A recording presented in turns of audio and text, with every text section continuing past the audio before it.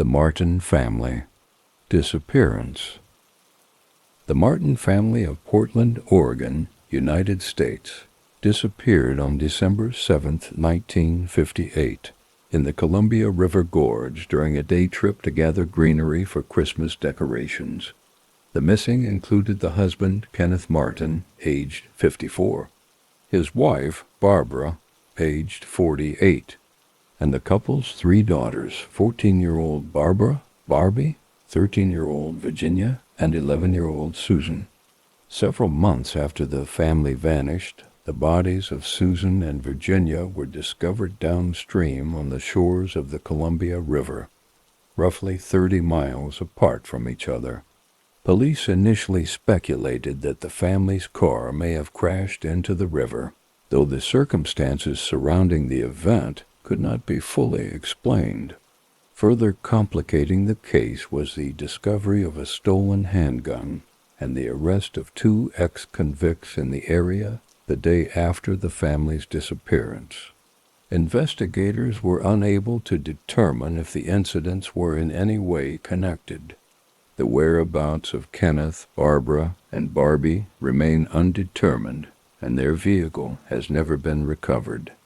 The family's disappearance has been described as one of the most baffling mysteries in Oregon history, and it sparked the greatest manhunt the state had undertaken at the time. On the evening of December 6, 1958, Kenneth and Barbara Martin of Portland, Oregon, attended a Christmas party before returning to their home in the Roseway neighborhood of northeast Portland.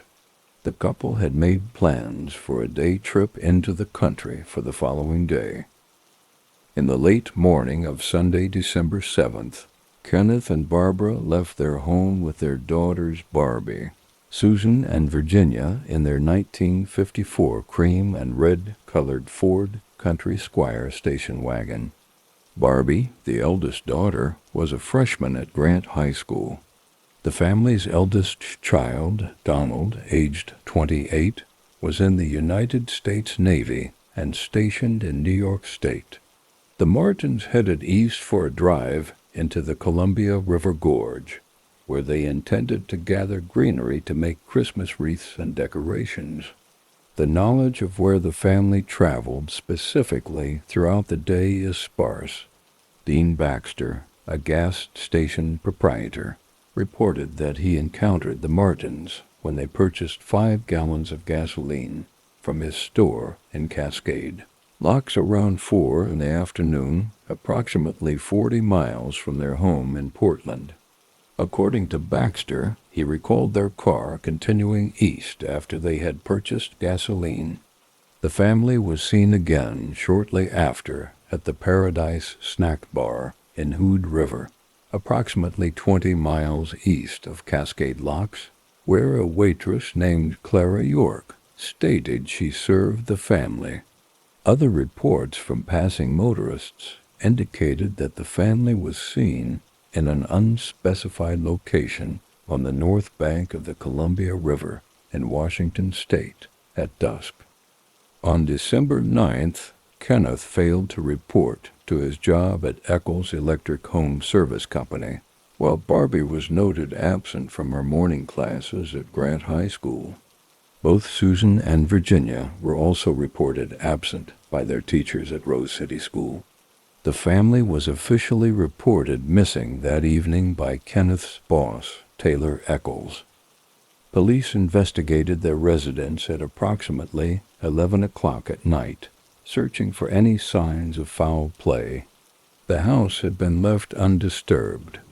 A load of laundry was still in the washing machine, and dishes from the previous day were left on a drying rack in the kitchen.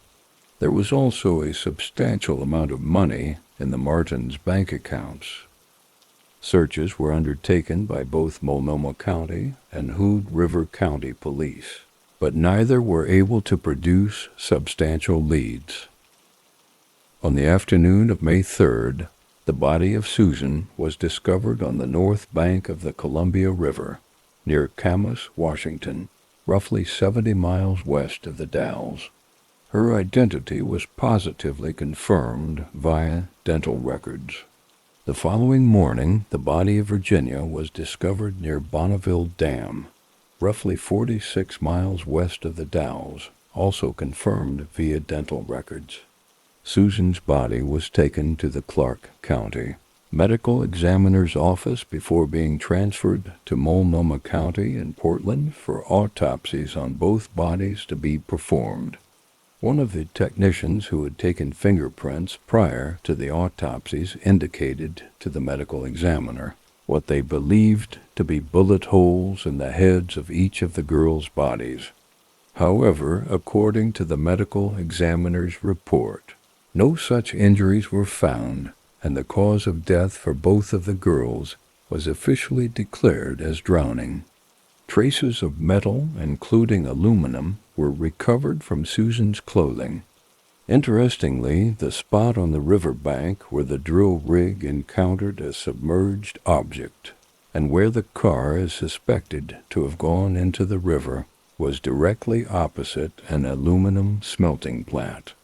Rupert Gilmuth, the sheriff of Hood River County at the time, suspected that the drilling rig had overturned the Martins' car at the bottom of the river and dislodged one of the doors, allowing the bodies of Susan and Virginia to escape and surface downstream. Further searches of the water were undertaken by both sonar and helicopter, but were unfruitful. The search for Kenneth, Barbara, and Barbie was subsequently suspended after a search diver nearly drowned. Police theorized that the Martins may have passed away as a result of Kenneth crashing their vehicle into the Columbia River, while another theory held that the family had been abducted and forced off of a cliffside into the river. In 1961, 3 years after the family's disappearance, a resident of Camas wrote a letter to the Oregon Journal stating that they were parked with a companion in Cascade Locks on December 7, 1958, and had witnessed a vehicle proceeding under the railroad tracks leading toward the locks. Moments later, they heard screaming, but upon investigating, found nothing. In December 1966, 8 years after the Martin family's disappearance, Donald, the only surviving member of the family, inherited the family's modest estate, which had been in mandated probate for 7 years. Donald passed away on October 8, 2004, at the age of 73, leaving 3 children behind. He is buried, together with his wife, at the National Memorial Cemetery of the Pacific. Multnomah County Police consistently suspected foul play in the Martins' disappearance, based on the evidence of the tire tracks that indicated their vehicle was deliberately pushed from the cliff. Also troubling were the reported sightings of the family at dusk on the north bank of the river in Washington state, while the tire tracks placed them on the south side of the river in Oregon. This would suggest that their car would have fallen over the cliff after nightfall. The arrest of the 2 ex-convicts the day after the family's disappearance for car theft was also noted, though police were unable to determine if the incidents were related. Walter Graven, a Portland detective who passed away in 1988, ardently felt the family had met with foul play and that their murders would be solved once their car was discovered. The cremated remains of Susan and Virginia remained at the Riverview Abbey Mausoleum in Portland, unclaimed for over a decade after their passing. On December 30, 1969, the urns containing their remains were retrieved by an unknown individual. The girls' paternal grandmother, Margaret Martin, had passed away the day before, December 29th, and the girls' cremated remains were claimed while funeral arrangements were being made for her.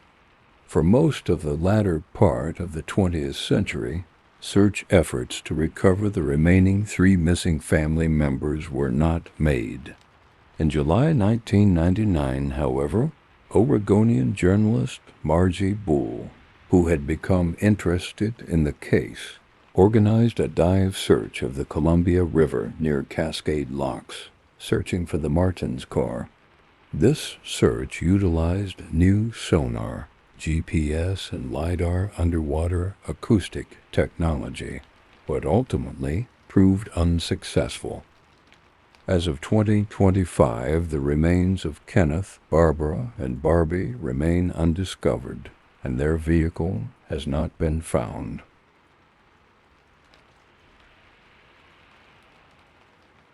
The Cowden family massacre. Richard Cowden, his wife Belinda June Cowden, and their children, David James Phillips and Melissa Dawn Cowden, disappeared from their campground in the Siskiyou Mountains near Copper, Oregon, on September 1st, 1974.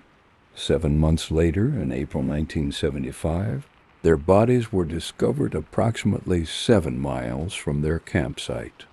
While law enforcement has suspected convicted killer Dwayne Lee Little in their murders, their case remains unsolved. The Cowden family made last-minute plans to camp near Carberry Creek in Copper, Oregon, over the Labor Day weekend, 1974. On August 30th, the family, along with their pet basset hound, Droopy, arrived at a campground near the creek, an area they had frequented in the past. They parked their 1956 Ford pickup truck on Carberry Creek Road, a short distance from the campsite. The family's disappearance resulted in one of the largest search efforts in Oregon history, and their murders have been described as one of the state's most haunting and baffling mysteries. The case received nationwide attention at the time of its occurrence, and their murders have been profiled in numerous national media, such as the New York Post and others. The murders were also the subject of a chapter in the book But I Trusted You, 2009, by crime writer Ann Rule. On September 1st, 1974, Richard Cowden and his son, David, arrived at the Copper General Store at approximately 9 o'clock in the morning, where Richard purchased milk. The two left the store on foot, heading towards their campsite. This was the last sighting of any of the Cowden family. Later that evening, Belinda's mother, who lived less than 1 mile from the campground, was expecting the family to come over for dinner on their way home. When they failed to arrive, she went to their campsite near the creek, but found nobody there. The family's belongings, however, were all present. A plastic dishpan full of cold water lay on the ground, while the keys to the family's truck, as well as Belinda's purse, were in plain sight on a picnic table. A diaper bag, as well as the camp stove, fully assembled, were also in plain view, and the carton of milk Richard had purchased earlier that morning sat on the table, half full. Unable to locate her daughter, son-in-law, or grandchildren, Belinda's mother panicked when she noticed several items belonging to Richard lying on the ground. These included an expensive wristwatch as well as his wallet, which contained $21, equivalent to $130 in 2023. She also found an opened pack of cigarettes, which she identified as being the brand Belinda was known to smoke. The family's truck, which was parked on the road, still contained their clothing, with only their bathing suits missing. Belinda's mother left the campground to notify police, after which the sheriff, troopers, and the District 3 office of the Oregon State Police arrived at the scene. Lieutenant Mark Kezer, who headed the case later, stated that the investigation had been delayed for maybe a day because of the lack of indication that anything violent may have occurred at the campsite. A state trooper, Officer Erickson, recalled, "That camp was spooky. Even the milk was still on the table." The following morning, the Cowden's pet basset hound, Droopy, was found scratching at the front door of the Copper General Store. The search investigation for the Cowden family was one of the largest in Oregon history and included assistance from state and local police, numerous volunteers, Explorer Scouts, the United States Forest Service, and the Oregon National Guard. The U.S. Forest Service searched 25 miles of roads and trails surrounding the campsite, and helicopters and planes were flown over the area equipped with infrared photography, which would detect recently overturned dirt. Despite massive search efforts, law enforcement was unable to find any evidence of a crime. The Oregon State Police and Jackson County Police conducted interviews with over 150 individuals in their early investigation into the family's disappearance. A $2,000 reward, equivalent to $12,356 in 2023, was offered in exchange for information regarding the family's disappearance. With the impending hunting season, Richard Cowden's sister wrote a letter to the Medford Mail Tribune, pleading that hunters be alert to anything that could be connected to a man, woman, a 5-year-old child, or a 5-month-old baby. Even though we try not to let our hopes dwindle that they will be found alive, we ask that you will even check freshly turned piles of earth. We will truly appreciate any clue or help that some hunter may find. Over 200 citizens wrote to the Oregon Senator, Mark Hatfield, requesting that the Federal Bureau of Investigation begin looking at the case. The petition, however, was denied on the grounds that there was no evidence that the Cowdens had been kidnapped or taken across state lines. On April 12, 1975, 2 gold prospectors from Forest Grove, Oregon, were hiking through the woods near Carberry Creek when they discovered the decomposing body of an adult male tied to a tree on a steep hillside. In a small cave nearby, the bodies of an adult female, a child, and an infant were discovered. Positive identification of the bodies as those of the Cowden family was made via dental records. The location where the bodies were discovered was approximately 7 miles from the family's campsite. Autopsies revealed that Belinda and David had passed away as a result of .22 caliber gunshot wounds. 5-month-old Melissa had passed away from severe head trauma. Law enforcement suspected Richard Cowden passed away at the site of where his body was found, but were unable to determine a cause of death. It was surmised by investigators that Belinda and their 2 children could have potentially passed away elsewhere and subsequently concealed in the cave. Law enforcement searched the surrounding area for a murder weapon, but were unable to recover one.